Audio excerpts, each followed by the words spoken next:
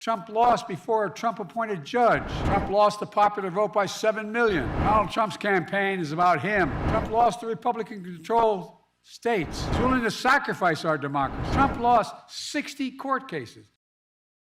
Joe Biden delivered a riveting speech just a day prior to the anniversary of January 6th, where he perfectly laid out the battle that lies before us: democracy versus fascism, Biden versus Trump, as he details the dangers in electing someone like Trump, the true motives behind him running, and what could be expected in 2024 in what was an utter destruction of Donald Trump, all of which we're going to look at today, starting with Biden simply laying out the differences between his campaign and Donald Trump's campaign. Donald Trump's campaign is about him, not America, not you. Donald Trump's campaign is obsessed with the past, not the future. He's willing to sacrifice our democracy, put himself in power. Our campaign is different.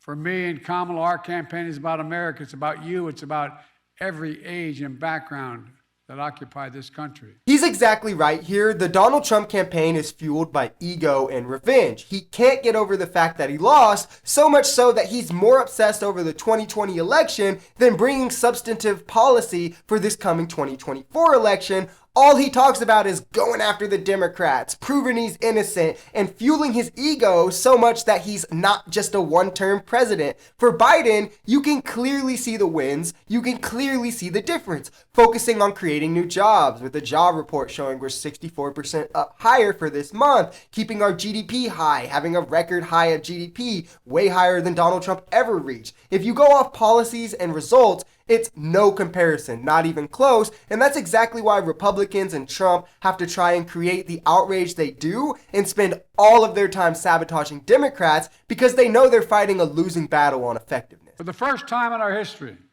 insurrectionists had come to stop the peaceful transfer of power in America. First time. Smashing windows, shattering doors, attacking the police.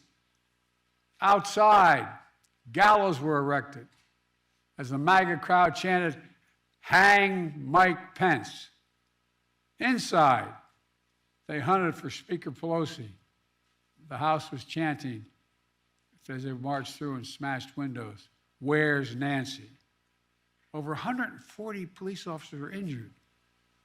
Jill and I attended the funeral of police officers who died as a result of the events of that day. Donald Trump did not attend that funeral, despite his rhetoric directly being responsible for the mob, him actually telling them to storm the Capitol, telling them to fight like hell to save their country, and despite him sitting back for hours and just watching instead of mobilizing federal troops, something that would have squashed it hours previously. You know damn well what Donald Trump wanted here. He wanted these people to get in the Capitol and get a hold of somebody like Mike Pence, because all of those wacky shenanigans would have only benefited him in his cause. January 6th was indeed the biggest threat to our democracy that we've seen in a very long time, and electing Donald Trump in 2024 is just asking for it to happen again, and who knows if we'll come out on the right side that time. Since that day, more than 1,200 people have been charged for their assault on the Capitol. Nearly 900 of them have been convicted or pled guilty.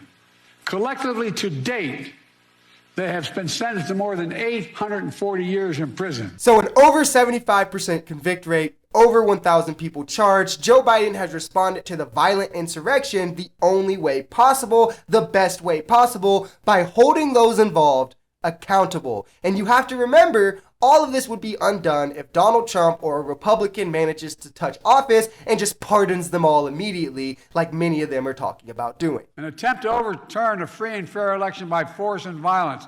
A record 81 million people voted for my candidacy and to end his presidency. Trump lost the popular vote by 7 million.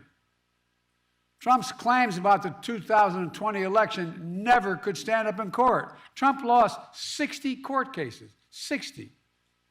Trump lost the Republican-controlled states. Trump lost before a Trump-appointed judge and then judges. And Trump lost before the United States Supreme Court. Damn. This was probably the best part to me, especially in juxtaposition to Donald Trump's stance, where he'll howl delusionally that he won all 50 states. Joe Biden just calmly putting into perspective like, hey man, you're a loser.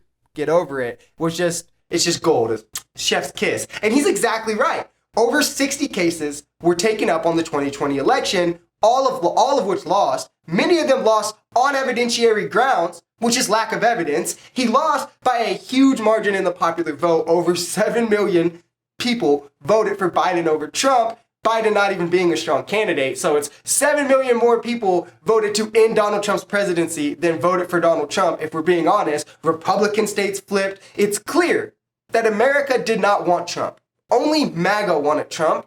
Only MAGA wants Trump in 2024. And fortunately in 2020, MAGA did not make up the majority. We only can hope that the same is the case in 2024. If you enjoyed this video, we're Social Society. We're a commentary channel influenced by politics, society, and the economy. We are pretty left-leaning on this channel, but we're open to our right-wingers as well. The biggest thing here is having conversations that get everyone to the bottom of the truth. If that sounds like something that could interest you, consider smashing that subscribe button, leaving us a like, or even commenting on this video, because the only way we become a society is together.